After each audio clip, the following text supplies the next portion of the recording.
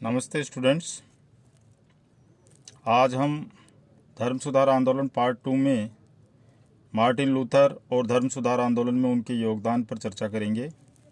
Martin Luther का जन्म 1483 ईस्वी में जर्मनी के एक निर्धन किसान परिवार में हुआ था।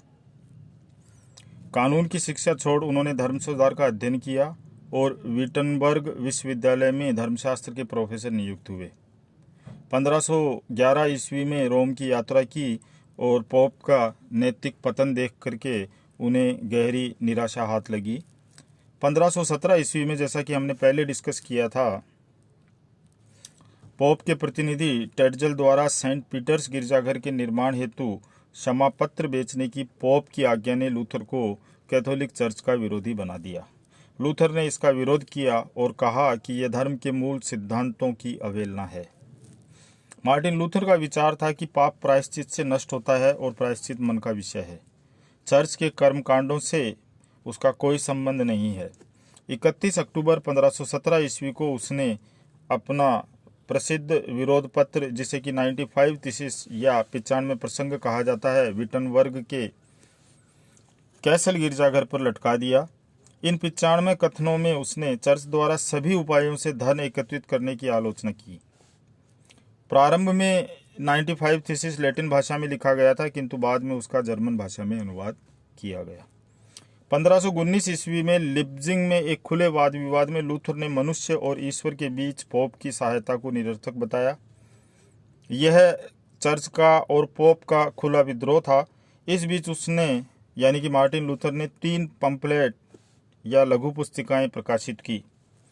पहली पुस्तिका है an address to the nobility of German nations, अर्थात जर्मन राष्ट्र के सामंत वर्ग के प्रति एक अपील, जिसमें मार्टिन ने चर्च की अपार संपत्ति का वर्णन करते हुए जर्मन शासकों को विदेशी प्रभुत्व से मुक्त होने के लिए प्रेरित किया। दूसरा पंपलेट था the Babylonian captivity of the church, अर्थात चर्च की बेबीलोनियाई कैद। मार्टिन ने इसमें पोप और उसके व्यवस्था पर प्रहार किया। और तीसरा पंपलेट, जिसका शीर्षक था the freedom of Christian man, अर्थात ईसाई मनुष्य की मुक्ति, इसमें मार्टिन लूथर ने मुक्ति के सिद्धांतों का प्रतिपादन किया। इन लघु पुस्तिकाओं में प्रतिपादित सिद्धांत आगे चलकर प्रोटेस्टेंटवाद का आधारभूत तत्व बने। 1520 ईस्वी में पोप ने लूथर को आदेश दिया कि वह 60 दिन के भीतर अपने विचार वापस ले ले, अन्यथा उसे धर्म विरोधी घोषित किया जाएगा। लूथर ने इस आदेश को सार्वजनिक तौर से जरा दिया, उसे धर्म से निष्कासित कर दिया गया, किंतु सैक्सनी का शासक लूथर का संरक्षक बना रहा। रोमन साम्राज्य का अध्यक्ष चार्ल्स पंचम इन दिनों युद्धों में उलझा हुआ था, अतः वह हस्तक्षेप नहीं कर सका। आइए अब हम डिस्कस करेंगे मार्टिन लूथर के विचार और उनका प्रसार।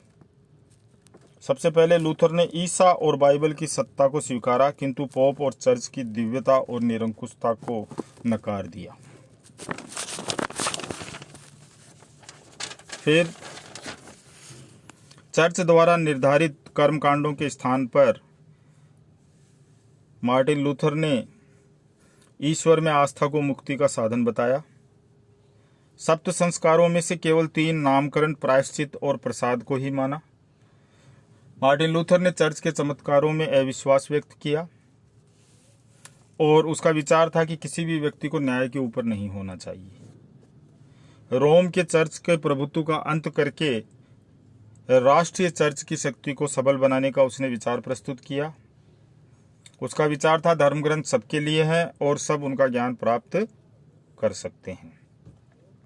चर्च के भ्रष्टाचार को रोकने के लिए पादरी लोगों को विवाह करके सभ्य नागरिकों की तरह से रहने की अनुमति दी जाए। आने वाले वर्षों में मध्य और उत्तरी जर्मनी राज्यों में लूथर के विचारों और शिक्षाओं का अपूर्व विस्तार हुआ। लूथर का धर्म सुधार आंदोलन वस्तुतः लोकप्रिय व राष्ट्रीय आंदोलन था। लूथरवादी शिक्षाओं ने जर्मनी के देशभक्तों को अत्यधिक प्रभावित किया, क्योंकि वे विदेशी शोषणकारी नीति का अंत चाहते थे। उसके समर्थकों ने कैथोलिक चर्च के विरुद्ध विद्रोह कर दिया। चर्च की जागीरों व जायदाद छीन ली गई तथा कैथोलिक पूजा उपासना का परित्याग कर दिया गया। 1525 ईस्वी में कृषक विद्रोह हुआ, किंतु लूथर ने इसका विरोध किया। परिणाम स्वरूप निम्न वर्ग की सहानुभूति खो दी और आगे चल करके वह यूरोपीय नरेशों पर ही आश्रित रह गया। प्रोटेस्टेंटवाद का जन्म 1526 ईस्वी में धार्मिक विवाद के हल के लिए पवित्र रोमन साम्राज्य की पहली सभा स्पीयर्स में हुई। चूंकि शासकगण लूथरवाद व कैथोलिकवाद दो दलों में विभक्त हो गए थे, अतः कोई हल नहीं निकला। 1529 ईस्वी में स्पीयर में दूसरी सभा हुई। इसमें सुधार आंदोलन को मान्यता नहीं दी गई और उसके विरुद्ध कठोर निर्देश पारित किए गए। इस एक पक्षीय निर्णय का लूथरवादी शासकों और समर्थकों ने विरोध किया और इस विरोध या प्रतिवाद यानी कि प्रोटेस्ट के कारण सुधार आंदोलन का नाम प्रोटेस्टेंट पड़ा। औपचारिक तौर पर यह विरोध 19 अप्रैल 1529 ईस्वी को हुआ, अतः प्रोटेस्टेंट शब्द का जन्म इसी तिथि से माना जाता है। 1530 ईस्वी में प्रोटेस्टेंट धर्म का सैद्धांतिक रूप निरूपित किया गया। ऑक्सबर्ग की संधि। 1530 ईस्वी में सम्राट चार्ल्स फिफ्थ ने ऑक्सबर्ग में एक सभा बुलाई तथा प्रोटेस्टेंट लोगों को विधि पूर्वक अपने सिद्धांत पेश करने की आज्ञा दी। इन दस्तावेजों को ऑक्सबर्ग की स्वीकृति कहा जाता है, किंतु सम्राट चार्ल्स फिफ्थ ने इन्हें अमान्य कर दिया। अपनी परिस्थितियों व सम्राट चार्ल्स फिफ्थ ने 1532 ईस्वी में लूथरवादियों के साथ विराम संधि की और 1546 ईस्वी तक चली। 1546 ईस्वी से 1555 ईस्वी तक जर्मनी में गृह युद्ध हुआ। विवश होकर प्रिंस फर्डिनेंड ने 1555 ईस्वी में प्रोटेस्टेंटों के साथ ऑक्सबर्ग की संधि की, जिसके धाराएं निम्नानुसार थी। पहली, हर शासक को अर्थात देश की जनता को नहीं, प्रति शासक को अपना और अपनी प्रजा का धर्म चुनने की स्वतंत्रता दी गई। दूसरा, 1552 ईस्वी से पहले प्रोटेस्टेंट लोगों ने चर्च की जो जायदाद अपने अधिकार में ले ली थी वह उनकी मान ली गई। तीसरा, लूथर के अतिरिक्त किसी अन्य धर्म को मान्यता नहीं दी गई। चौथा, कैथोलिक क्षेत्रों में बसने वाले लूथरवादियों को धर्म परिवर्तन के लिए विवश नहीं किया जाएगा। पांचवां, यदि कोई कैथोलिक धर्म परिवर्तन करता है तो उसे पद से संबंधित सभी अधिकारों का परित्याग करना होगा। यह समाधान त्रुटिपूर्ण था। किस प्रकार से इसमें कमियां थी? सबसे पहला, संधि में व्यक्ति को नहीं अपितु शासक को धार्मिक स्वतंत्रता दी गई थी, जो ज़्यादा दिनों तक मान्य नहीं हो सकती थी। दूसरा, इसमें सिर्फ लूथरवादियों को मान्यता दी गई, अन्य प्रोटेस्टेंटों जैसे ज्विंगलीवाद और कॉल्विनवाद को मान्यता नहीं मिली। इससे विवाद गहराया। कालांतर में जब मध्य तथा दक्षिणी जर्मनी तथा बोहेमिया में कॉल्विनवादियों का प्रभाव बढ़ा, तब उन्होंने समान कानूनी अधिकारों की मांग की। फलतः 30 वर्षीय युद्ध प्रारंभ हुए। वस्तुतः ऑक्सबर्ग की यह संधि धार्मिक कलह का निवारण नहीं कर सकी और इसका निदान करीब करीब 100 वर्ष पश्चात वेस्टफेलिया की संधि के साथ हुआ। धन्यवाद।